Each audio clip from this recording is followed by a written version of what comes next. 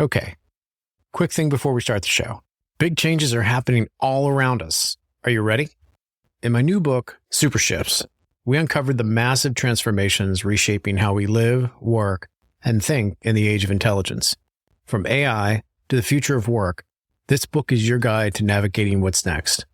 Get your copy of Super Shifts today, available wherever books are sold, because the future isn't coming. It's already here. Okay, let's start the show.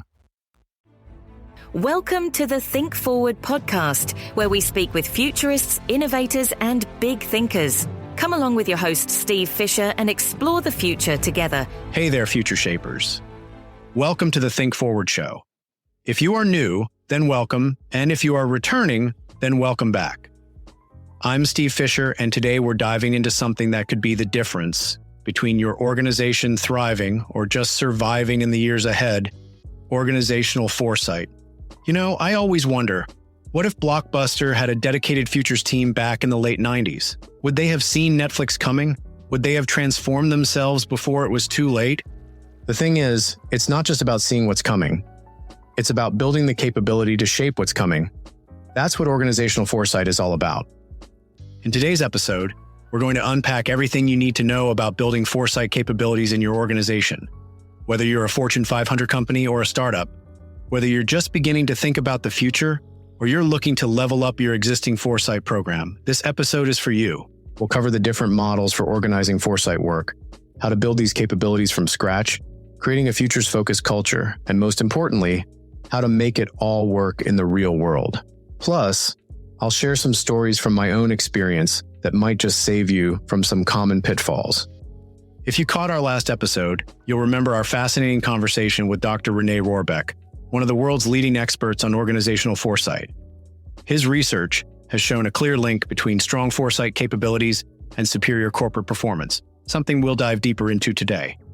And if you're enjoying this, we would really love it if you subscribed, and if you are already there, a rating and review on your favorite podcast player would be most appreciated. We need to get the word out and share this information with the world. Now, when I mention organizational foresight to executives, I often get one of two reactions. Either they think I'm talking about some kind of corporate fortune-telling service, or they assume it's just a fancy name for strategic planning. It's actually neither, and both. Think of traditional strategic planning as using your rearview mirror and current dashboard to decide where to drive. You look at past performance, current metrics, and maybe peek a few months ahead. That's important, but in today's world, it's not enough. Organizational foresight is more like having a sophisticated navigation system that can show you multiple possible routes, alert you to potential roadblocks before you hit them, and help you spot opportunities that others might miss. It's about expanding your view from not just what is, but what could be. But here's the key difference. And this is something I learned the hard way during my time building foresight capabilities at major corporations. Foresight isn't just about seeing the future. It's about actively shaping it. Let me break this down into what we call the 3 horizons of organizational futures work. Horizon 1 is about improving your current business. Think 0 to 2 years out. This is where most companies live. It's your quarterly reports, your annual planning, your immediate challenges and opportunities. Horizon 2 is where things get interesting. 2 to 5 years out. This is where you're looking at emerging opportunities, new business models, and transformative initiatives. It's the bridge between your present and your future. Horizon 3? That's your visionary space. 5 to 10 plus years out. This is where you explore radical possibilities and reimagine what your industry might look like. And here's a secret. The most successful companies are working across all 3 horizons simultaneously. Now, I can already hear some of you thinking, Steve, that sounds great, but my company can barely plan for next quarter, let alone next decade. Don't worry, I've been there.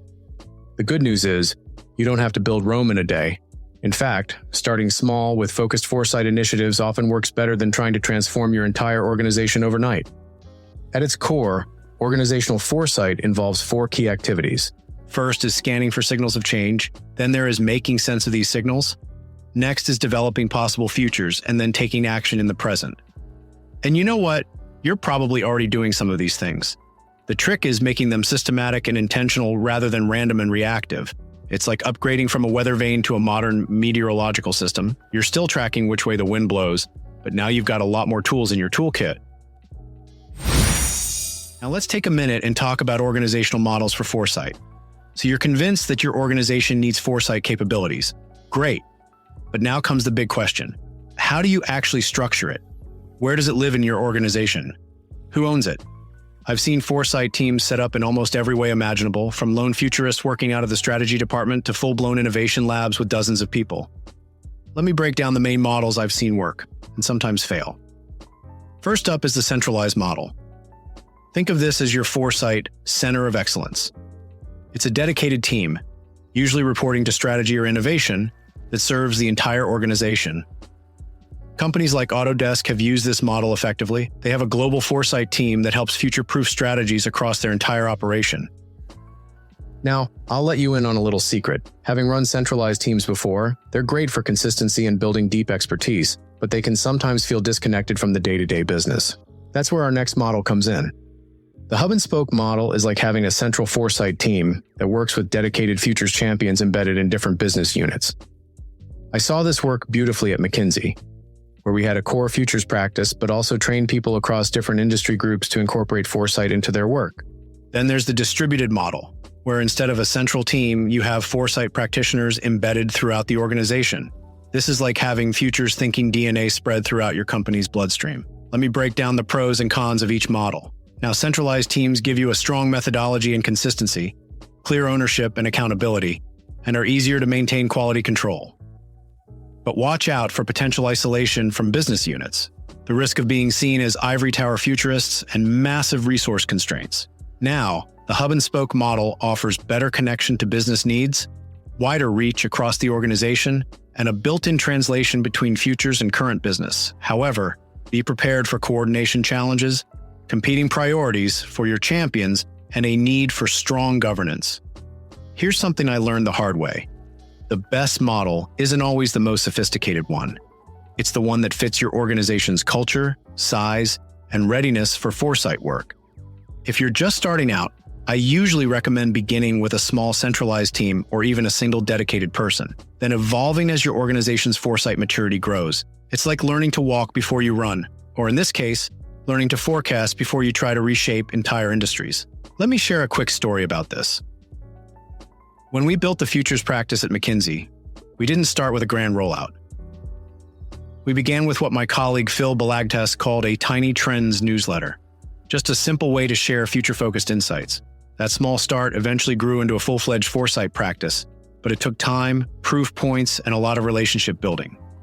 Remember, whichever model you choose, flexibility is key. Your foresight function needs to be able to evolve as your organization's needs change, and as the future itself unfolds in unexpected ways. All right, now comes the fun part. Actually building your foresight capability. And when I say fun, I mean it. Yes, there will be challenges, but there's something incredibly exciting about creating a function that could reshape your organization's future. Think of building foresight capability like constructing a house. You need a solid foundation, the right tools, skilled people, and a clear blueprint. Let's break this down into manageable pieces.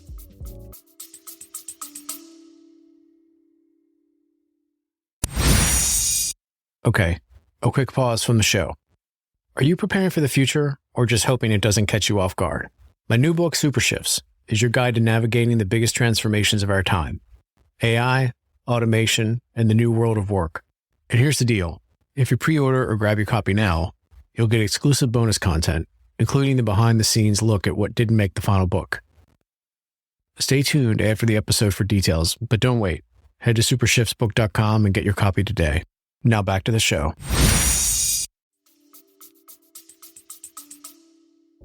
First up, start small, but think big.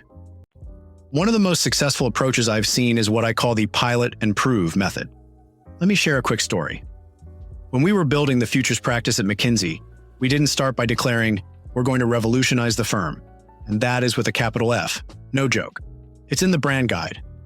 Instead, we began with a simple newsletter sharing emerging trends. It was manageable, low risk, and most importantly, it got people interested in futures thinking. Now let's talk about the dream team. You don't need an army, but you do need the right mix of skills. First is having strategic thinkers who can see the big picture than having researchers who can spot patterns and signals as well as storytellers who can communicate possibilities. But most importantly, we need what I call bridge builders, who can connect futures thinking to current business needs. Now let's talk tools and methodologies. You know what's funny? Sometimes organizations get so caught up in buying fancy software and tools that they forget the basics. Here's what you really need to get started. First, start with a systematic way to scan for trends and signals. Then employ methods for analyzing and making sense of what you find. Utilize frameworks for developing future scenarios, and don't forget to leverage tools for communicating insights. This will help you turn foresight into action. But let me warn you about some common pitfalls. I've stepped into most of these myself, so you don't have to.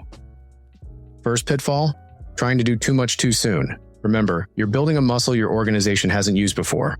Start with exercises it can handle. Second, not measuring impact. Yes, measuring futures work can be tricky, but it's essential.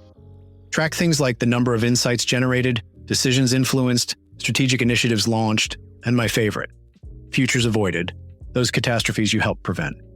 Here's something crucial that often gets overlooked: training and capability development. You're not just building a function, you're developing a new organizational muscle. This means investing in your people's futures literacy. Start with basic futures literacy training for key stakeholders. Then gradually expand to more advanced methodologies. Think of it like a futures thinking boot camp. You start with the basics and work your way up to the advanced stuff. Now, let's talk about measuring success. This is where a lot of foresight initiatives stumble. Traditional ROI metrics don't always capture the value of preventing problems or seizing early opportunities. Instead, focus on learning metrics. How is your organization getting better at futures thinking? Process metrics. Are you systematically scanning and responding to changes? Impact metrics. What decisions or actions have been influenced? And value metrics. What opportunities have been captured or risks avoided? Remember, building foresight capability isn't a sprint, it's a marathon. But unlike a regular marathon, the finish line keeps moving as the future unfolds. That's what makes it exciting. You're constantly learning, adapting, and evolving. The key is to maintain momentum while building credibility. Each small win builds trust. Each accurate insight builds confidence. And before you know it, you've created something invaluable. An organization that doesn't just react to the future, but actively shapes it. Now, let's talk about making the shift from reactive to proactive thinking. And no, this doesn't mean installing crystal balls in every conference room. Though I have to admit, that would make meetings more interesting. You can have the best foresight team, the fanciest tools, and the most brilliant methodologies, but without the right culture, it's like having a high-performance sports car stuck in a traffic jam. The culture of your organization needs to be ready to embrace futures thinking. The first big shift is moving from predict and plan to explore and shape. Here's what I mean. Traditional planning often asks, what will happen? But futures thinking asks, what could happen? And what do we want to happen? It's a subtle difference, but it's transformative. Now, let me address the elephant in the room: resistance. I've heard every objection in the book. We're too busy dealing with today to think about tomorrow. We can't afford to take our eyes off quarterly targets. The future's too uncertain to plan for. Here's the thing.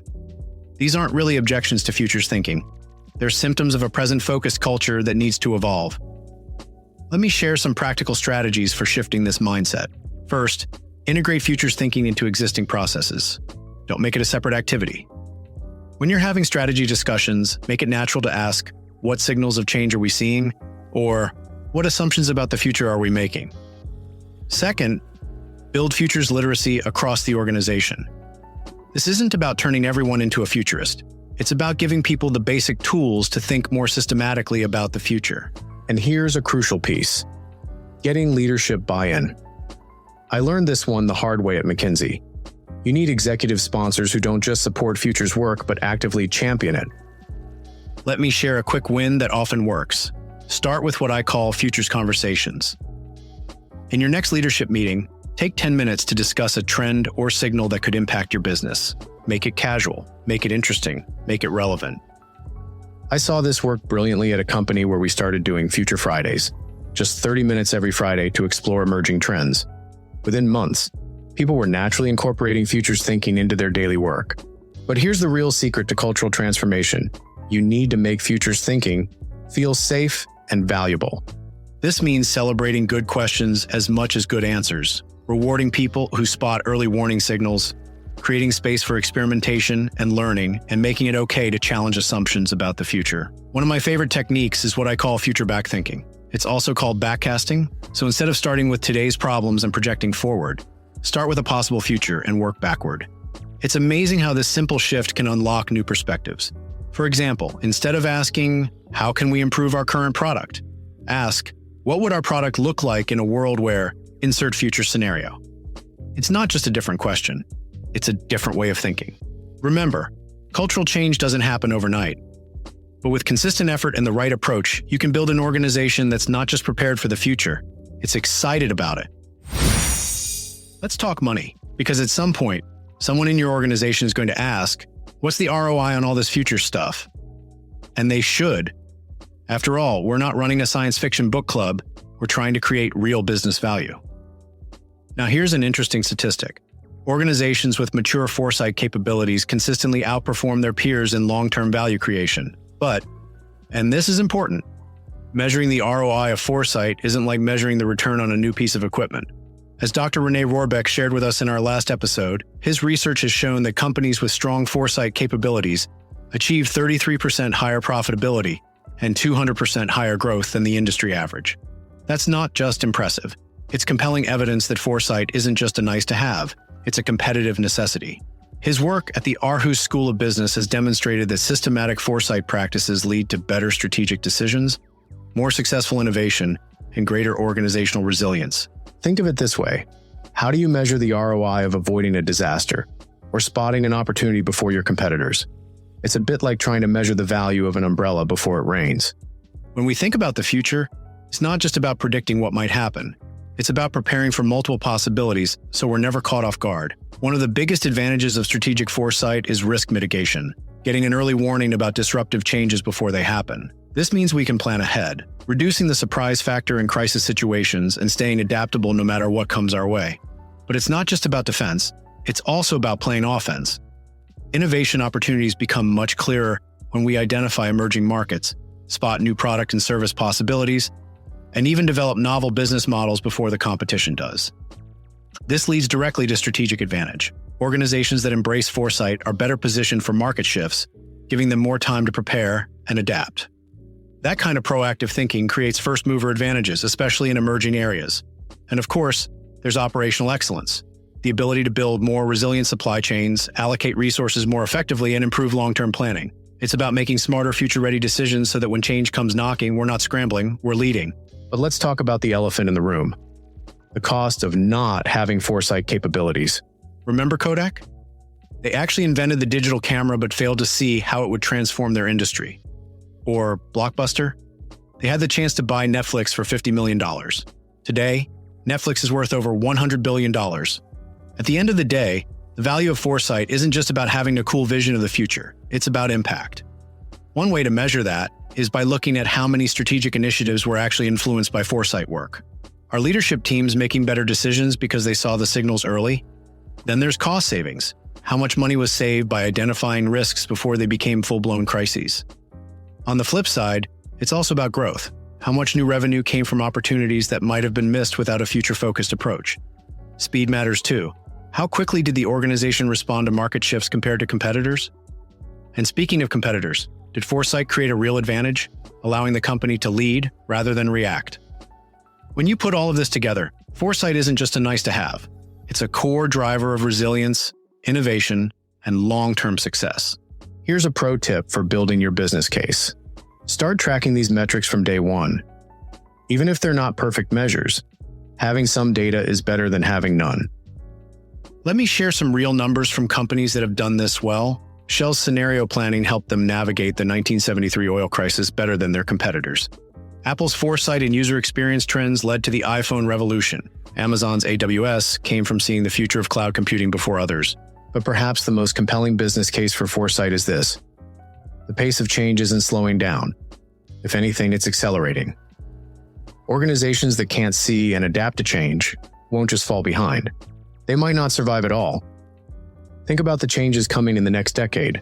AI, climate adaptation, demographic shifts, new business models. The question isn't whether these will impact your business.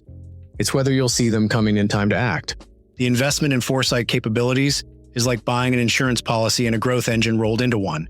It helps protect you from risks while positioning you to seize opportunities. Now, theory is great, but as they say, the proof is in the pudding, or in our case, the proof is in the real-world applications.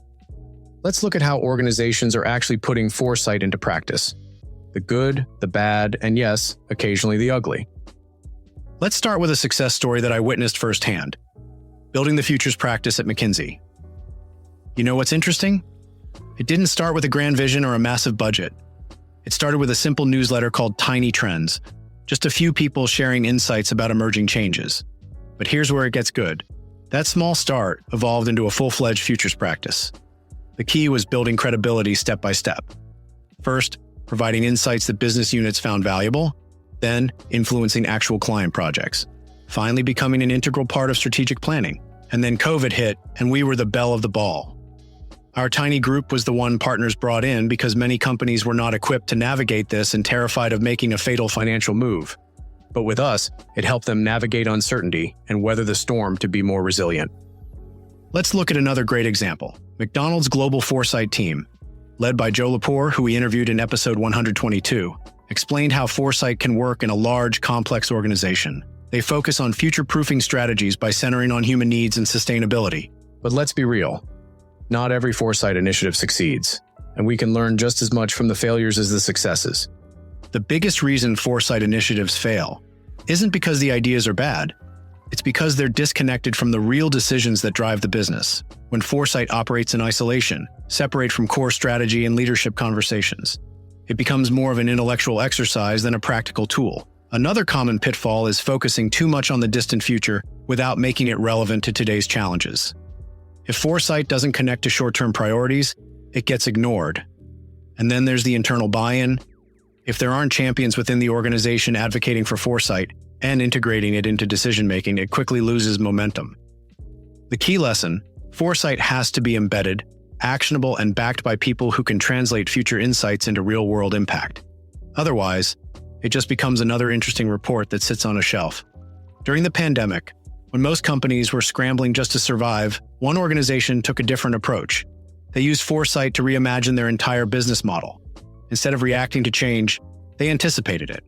They spotted emerging customer needs before their competitors, launched new digital services ahead of the curve, and built supply chains that could withstand future disruptions. But the real game changer: they created a culture of forward thinking, embedding foresight into how they operated every day. And you don't need a massive team or fancy tools to do the same. Start simple. Create a signals database where employees log interesting trends they notice, then meet monthly to spot patterns and discuss implications. Try Future Fridays, where for just 30 minutes a week, you explore one emerging trend and how it could impact your business. Or run quick scenario sprints, fast, focused exercises that help teams think through different futures and apply those insights to real decisions. The most successful foresight programs aren't the most complex. They're the ones that seamlessly fit into how the organization already works. From strategic planning to innovation sessions to risk management reviews, the future isn't something you predict. It's something you prepare for, and it starts with small intentional steps. These are all natural places to integrate futures thinking. And remember to measure and share your successes. Even small wins can build momentum. Document every time foresight helps avoid a problem or spot an opportunity.